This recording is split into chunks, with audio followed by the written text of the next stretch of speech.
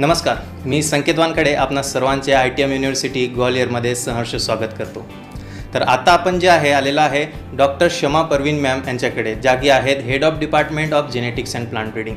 तर डॉक्टर शमा परवीन मॅम यांच्याकडनं आपण सविस्तरपणे जाणून घेणार आहे की ITM का महत्त्वाचा आहे आणि ITM सोबत आपण कसं काय भविष्य घडवू शकतो आणि ITM सोबत आपलं भविष्य कसं उज्ज्वल करू शकतो।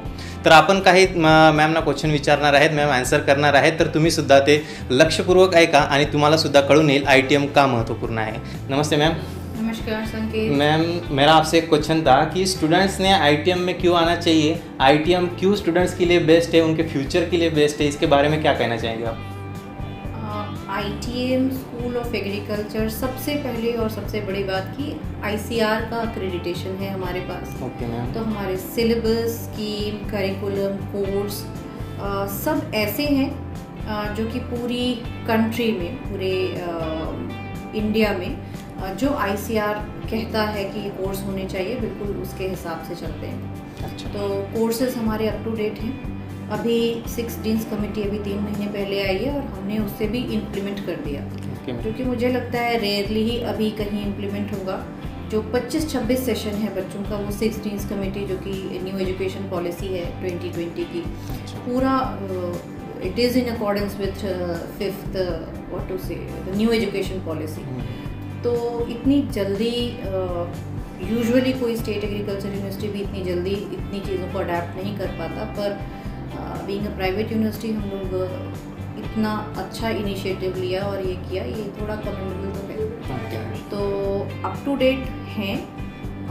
स्टूडेंट्स को आना इसलिए भी चाहिए क्योंकि यहाँ पे फैसिलिटीज़ बहुत अच्छी हैं, इसीलिए हम इतने फ्रीक्वेंटली ये चेंजेस कर भी पाते हैं। मैम, नेक्स्ट क्वेश्चन ये रहेगा कि यहाँ पे एग्रीकल्चर ब्रांच में कौन से कोर्सेज अपने पास अवेलेबल हैं? स्कूल ऑफ एग्रीकल्चर में अगर हम अंडर ग्रेजुएट कोर्सेज की बात करें तो BSc ऑनर्स एग्रीकल्चर, जिसमें 240 सीट्स ICAR ने हमें दी हुई हैं। तो उसमें 240 का इनटेक है। 4 साल का कोर्स है। PCMB physics chemistry biology, physics chemistry maths, physics chemistry maths biology और एग्रीकल्चर, ये इसके लिए एप्लीकेबल होते हैं। आर्ट्स नहीं एप्लीकेबल होता है, ह्यूमैनिटीज साइंसेस। अगर हम UG में ही बात करें दूसरे कोर्सेज की, प्रोग्राम्स की, तो हमारे पास यहाँ पर BSc ऑनर्स हॉर्टिकल्चर भी है। Again it is a 4 years, 4 साल का ये भी कोर्स है। हम आते हैं PG पे। पोस्ट ग्रेजुएट प्रोग्राम्स में हमारे पास 3 हैं। 2013 से हमारा एग्रोनॉमी मतलब MSc इन एग्रोनॉमी चल रहा है। 2020 से हमारे पास MSc in genetics and plant breeding है और 3 बैचेस निकल चुके हैं। 2021 से हमने हॉर्टिकल्चर को शिफ्ट किया सिर्फ वेजिटेबल साइंस में। उससे पहले MSc थी, बट MSc हॉर्टिकल्चर की डिग्री देते थे। हमने इसे fruit science, vegetable science, post harvest में अभी डिवाइड करके रखा है। तो वेजिटेबल साइंस हमारा अभी सबसे अच्छी ब्रांच है जो कि रनिंग है राइट। ओके मैम, बढ़िया मैम। अच्छी मतलब ब्रांचेस वगैरह सारे अवेलेबल है, PG कोर्सेज भी अवेलेबल है, UG कोर्सेज भी अवेलेबल है। नेक्स्ट क्वेश्चन ये था मैम कि ITM में जो एग्रीकल्चर डिपार्टमेंट में स्टाफ है, उस स्टाफ की कुछ स्पेशलिटी क्या बताना चाहेंगे आप? पहली चीज़ तो मैं ये कहूँगी कि हमारे पास स्टाफ पूरा है। पूरा होने से का ये मतलब होता है कि जो रिक्वायर्ड होता है ICAR PG कोर्सेज के लिए कुछ अलग रिक्वायरमेंट देता है। फॉर एग्जांपल अगर किसी सब्जेक्ट के लिए आप PG कोर्स रन कर रहे हैं तो वहाँ 4 असिस्टेंट प्रोफेसर, 2 एसोसिएट प्रोफेसर और 1 professor, all together it become 7 का स्टाफ होना चाहिए अगर UG PG दोनों रन कर रहे हैं। तो हमारे तीनों ही PG प्रोग्राम्स में हमारे पास रिक्वायर्ड से ज़्यादा है, मतलब मोर देन 7। तो हॉर्टिकल्चर में 9 हैं, जिसमें 2 प्रोफेसर्स हैं और बाकी 7 हमारे पास असिस्टेंट प्रोफेसर्स हैं।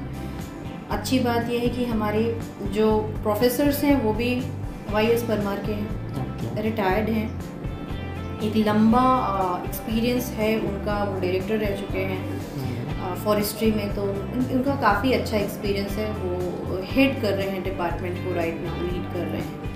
ऐसे ही हमारे पास इकोनॉमी डिपार्टमेंट में आए तो हमारे पास एक रिटायर्ड प्रोफेसर जो कि इस वक्त लीड कर रहे हैं डिपार्टमेंट को, डॉक्टर जयदेव शर्मा है। उनका भी एक वास्ट एक्सपीरियंस KVK का, प्लस वो भी फैज़ाबाद कुमारगंज में रिटायर से प्रोफेसर की पोजीशन से रिटायर हुए। तो ये काफ़ी अच्छा, उनका भी 37 इयर्स का एक्सपीरियंस हमारे को बहुत हेल्पफुल होता है, स्टूडेंट्स के लिए बहुत हेल्पफुल होता है। जीपीबी डिपार्टमेंट को लीड मैं करती हूँ। मुझे भी यहाँ काम मतलब लीड करते हुए, डिपार्टमेंट को लीड करते हुए काफ़ी टाइम हो गया। मैं आईटीएम में भी 7-8 सालों से हूँ। तो ऑल टुगेदर हमारे पास स्टाफ पीजी के लिए, पीएचडी के लिए और यूजी के लिए तो ऑब्वियसली सफिशिएंट है। मिनिमम एलिजिबिलिटी जैसी गवर्नमेंट की मिनिमम एलिजिबिलिटी है आइदर नेट और पीएचडी। हमारे पास मैक्सिमम फैकल्टी ऐसी है संकेत जो नेट भी है और पीएचडी भी है। रेयरली ही कोई ऐसा है जो सिर्फ नेट है एंड उनकी पीएचडी इज़ ऑन गोइंग, तो प्रोसेस में है पीएचडी। वन और द टू हम है ही। तो हमारे पास एक बड़ा स्टाफ है, 53 फैकल्टी मेंबर्स का, जो कि पूरे यूजी, पीजी और पीएचडी प्रोग्राम्स को रन करते हैं। अच्छा। मैम नेक्स्ट क्वेश्चन आपसे जो था वो था कि आईटीएम में ऐसी एग्रीकल्चर ब्रांच में देखिए तो कौन सी ऐसी फैसिलिटीज़ वगैरह अवेलेबल है, जैसे कि लैंड फैसिलिटी हो गई, लैब फैसिलिटी हो गई, और क्या लैब फैसिलिटीज़ और लैंड और लैब फैसिलिटीज़ के बारे में आप क्या बताना चाहेंगे जिससे स्टूडेंट्स का प्रैक्टिकल नॉलेज बढ़ सके?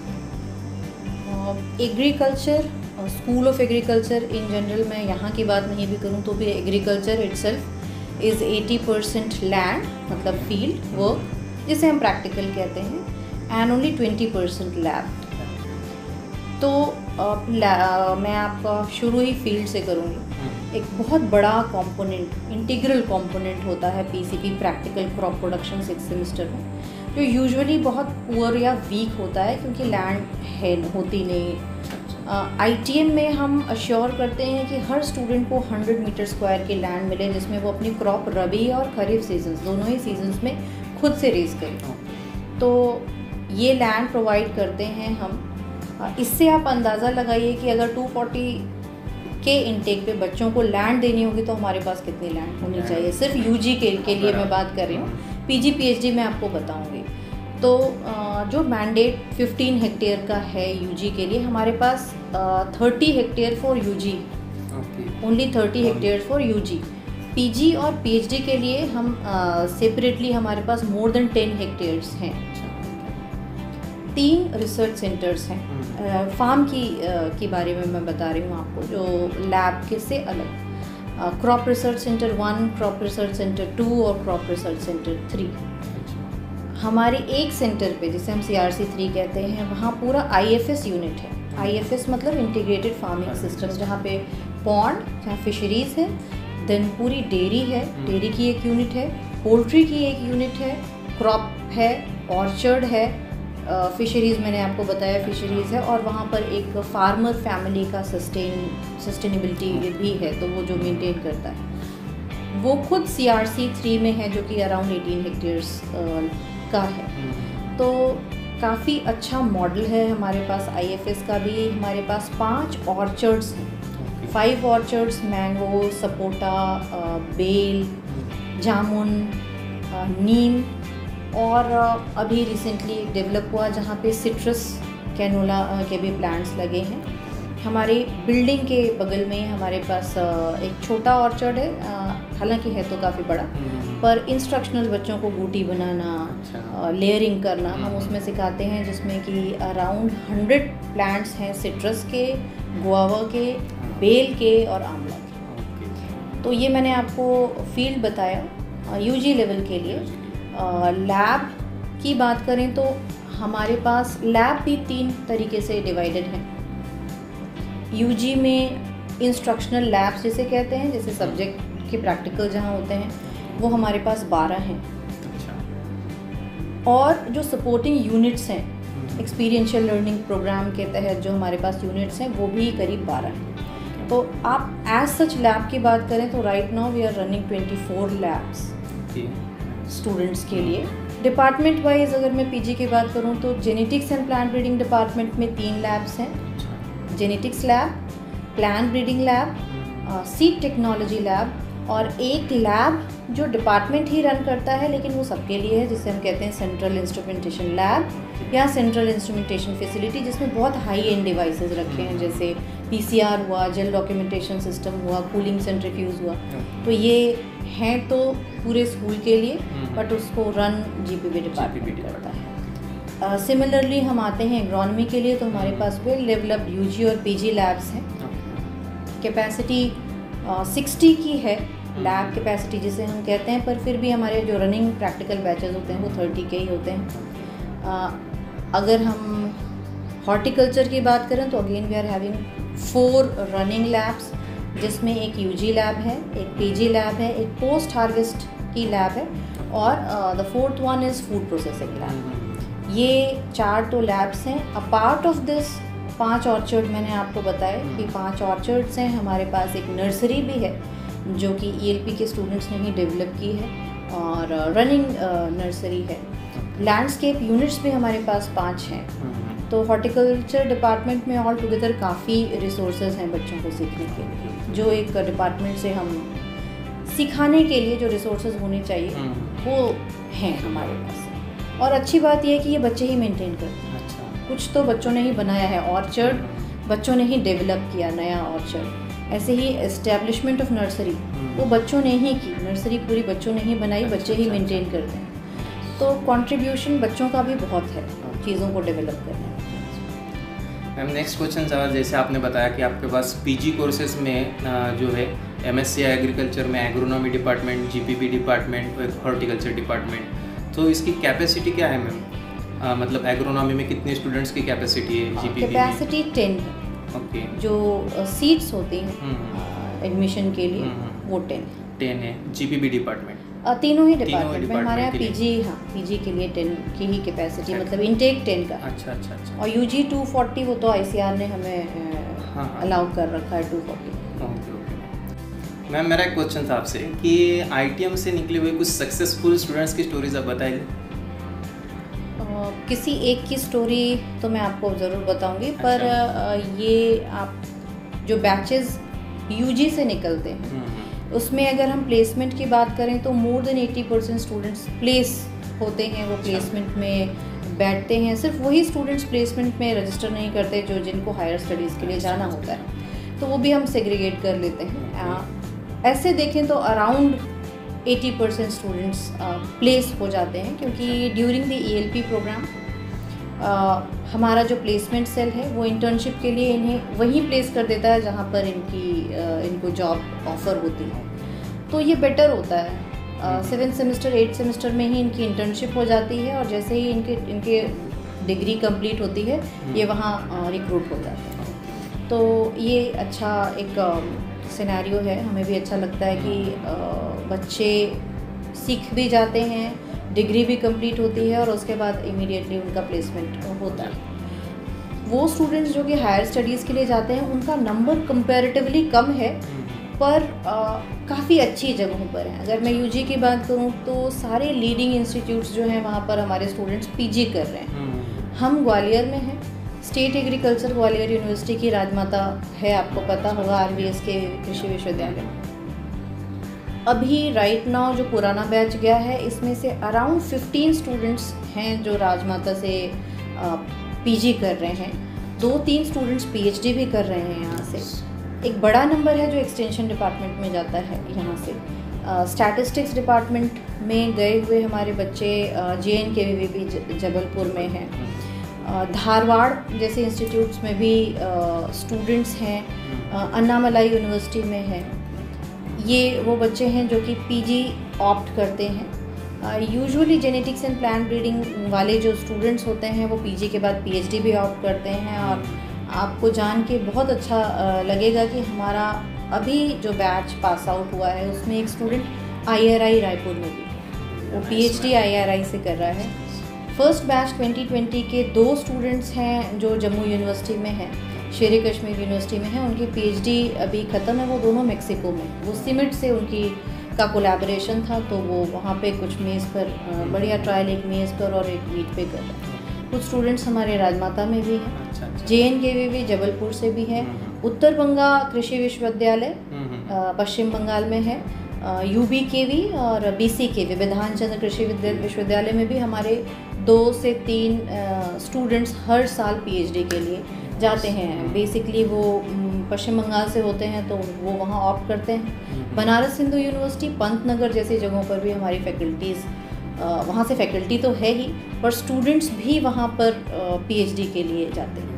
तो एक बड़ा नंबर है जो कि हायर स्टडीज़ में जाता है और काफ़ी अच्छे तरीके से रिप्रेजेंट करता है हमारी यूनिवर्सिटी को। तो इससे ये पता चलता है कि हमने एक अच्छा प्लेटफॉर्म प्रोवाइड किया, एक अच्छा बेस बनाया जिससे वो आगे एक्सेल कर पाते हैं और अच्छा है। नेक्स्ट क्वेश्चन था मैम कि आप हमारे महाराष्ट्र के स्टूडेंट्स को क्या बताना चाहेगी कि महाराष्ट्र के स्टूडेंट्स क्यों ITM में आए, महाराष्ट्र के जो प्रीवियस स्टूडेंट्स हैं यहाँ पे उनके बारे में क्या बताना चाहेंगे, उनका क्या पॉइंट ऑफ व्यू था ITM के बारे में? महाराष्ट्र के जो स्टूडेंट्स हैं बेसिकली MSc में ज़्यादा है। अच्छा। वो शायद इसलिए क्योंकि जो फीडबैक होता है BSc से जो मिलता है उसके बाद MSc में आते हैं बच्चे यहाँ पर। तो मैं अपने डिपार्टमेंट की बात करूँ, मैं जेनेटिक्स प्लांट ब्रीडिंग डिपार्टमेंट में हूँ। जो पहला बैच मेरा था 2020 बैच, उसमें 2 स्टूडेंट्स मराठी स्टूडेंट्स थे। उसके बाद से अभी हमारा 6वां बैच है। लगातार जो स्टूडेंट्स आ रहे हैं वो ऐसे ही हैं कि एक के बाद एक, जिसने बताया सीनियर ने जूनियर को बताया, वो इन्फॉर्मेशन पास ऑन होती गई और अभी भी हमारे पास हर साल वो नंबर बढ़ता जाता है। तो ये क्वेश्चन आपने मेरे से पूछा, शायद आपको किसी महाराष्ट्रियन स्टूडेंट से पूछना चाहिए कि ऐसा क्या है। बट फैसिलिटीज़, मुझे तो यही लगता है कि फैसिलिटीज़ हैं। स्टूडेंट काम करते हैं, सीखते हैं, उनका सेटिस्फाइड हैं, तभी वो किसी और को कहते हैं। अगर आप सेटिस्फाइड नहीं है तो मुझे नहीं लगता आप किसी को सजेस्ट करेंगे कि आप चाहिए। तो ये जो परिपाटी है ये टूटी नहीं, इसका मतलब है कि आप सेटिस्फाइड होकर यहाँ से जाते हैं। जो स्टूडेंट्स का फीडबैक है महाराष्ट्र के, जो आप if you are very particular to Maharashtra, students feedback ये है कि जो ग्रेजुएशन से वो लेके आते हैं, मतलब नॉलेज, प्रैक्टिकल नॉलेज उनकी ज़ीरो होती है। तो हमारे लैब में वो माइक्रोस्कोप भी जब देखते हैं तो उनको पहली बार देखते हैं। तो ऑब्वियसली फिर यहाँ तो आप सिखा रहे हैं, हम माइक्रोस्कोप यूज़ कर रहे हैं, मैंने आपको बताया कि हम जेल डॉक सिस्टम तक जाते हैं। तो वो प्रैक्टिकल एक्चुअली वो जो UG लेवल में उनका मिस हो गया वो भी अभी कर रहे हैं, देख रहे हैं। इनफैक्ट UG के स्टूडेंट्स के साथ भी मिलके वो कुछ प्रैक्टिकल्स कर लेते हैं, सो दैट उनके वो चीज़ें जो छूट गई, जो उनको नहीं पता है, वो यहाँ पे उसे पूरा कंप्लीट करते हैं। तो हमारे लिए तो all are welcome, south India, northern part of India, north east, Maharashtra. पर क्योंकि आप महाराष्ट्र के बारे में मेरे से पूछे, तो genetics and plant breeding department में यस एक बहुत बड़ा नंबर महाराष्ट्रियन स्टूडेंट्स का है। मैं भी हाफ महाराष्ट्रियन ही हूँ। अच्छा। तो शायद ये भी कनेक्ट होता है बच्चों को। तो ये है कि महाराष्ट्रियन स्टूडेंट का एक बड़ा नंबर होता है। Thank you ma'am. तर आता आपल्याला मॅमने जी इन्फॉर्मेशन दिली ना ती अतिशय महत्त्वपूर्ण इन्फॉर्मेशन आहे। अतिशय चांगल्या अशा प्रकारे ITM बद्दल मॅमने सांगितलेलं आहे, कुठले कुठले कोर्सेस अवेलेबल आहेत, कुठल्या फॅसिलिटीज अवेलेबल आहेत आणि महाराष्ट्रातील स्टुडंट्सकरिता कसं ITM हे बेस्ट राहील हे सुद्धा मॅमने त्या ठिकाणी सांगितलेलं आहे। तर नक्कीच हे इन्फॉर्मेशन तुमच्यासाठी खूप महत्त्वपूर्ण ठरू शकते, कारण तुम्हाला जर तुमचं भविष्य घडवायचं असेल तर तुम्हाला नक्कीच ITM युनिव्हर्सिटीला व्हिजिट करायचं आहे आणि ITM युनिव्हर्सिटीसोबत तुम्हाला भविष्य घडवायचं आहे, कारण ITM युनिव्हर्सिटी अतिशय बेस्ट आहे। या ठिकाणी तुमचं प्रॅक्टिकल नॉलेज वाढेल, जसं की मॅमने सांगितलं या ठिकाणी येऊन स्टुडंट्सना प्रॅक्टिकल नॉलेज चांगल्या प्रकारे गेन होतं आणि प्रॅक्टिकल नॉलेज जर असेल तर नक्कीच कुठला स्टुडंट त्या ठिकाणी मागं राहणार नाही। त्यामुळे मी सुद्धा सर्व स्टुडंट्सना आवाहन करेल की त्यांनी नक्कीच एकदा ITM युनिव्हर्सिटीला व्हिजिट करावी आणि ॲग्रिकल्चर ब्रांचमध्ये आपली ॲडमिशन त्या ठिकाणी कन्फर्म करावी। धन्यवाद।